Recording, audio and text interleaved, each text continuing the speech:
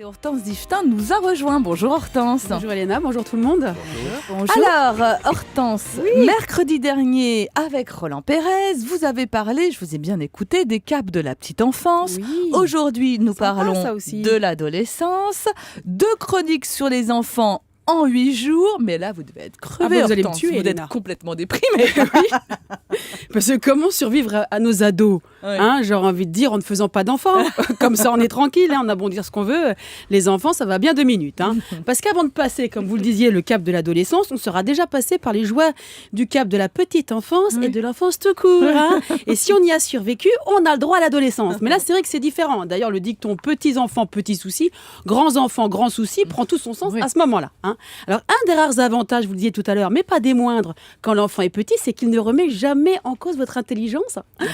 Elle est énorme chez moi, ni votre parole. Elle est sacrée à la maison. Vous pouvez lui raconter n'importe quoi, il y croit. Et c'est très drôle d'ailleurs, il faut en profiter. Mais l'adolescence, tout change, et pas que le système pileux. Alors, le premier vrai changement, souvent signe d'emmerdement à venir, passez-moi l'expression, c'est quand votre enfant vous regarde droit dans les yeux et que vous y lisez « C'est complètement débile ce que tu dis, ma pauvre maman, mais oh la honte !»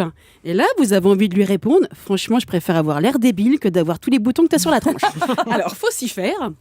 Pendant tout le temps que durera sa crise d'adolescence, mère ou père, enfin les parents en règle générale, sera synonyme d'abruti avec quotient intellectuel du nitre. Alors, premier conseil, ne pas chercher à lutter. On ne peut pas gagner. Non. Et c'est une perte de temps et d'énergie. Alors, vous lui montrerez quand il sera plus grand les photos de lui à cette période-là.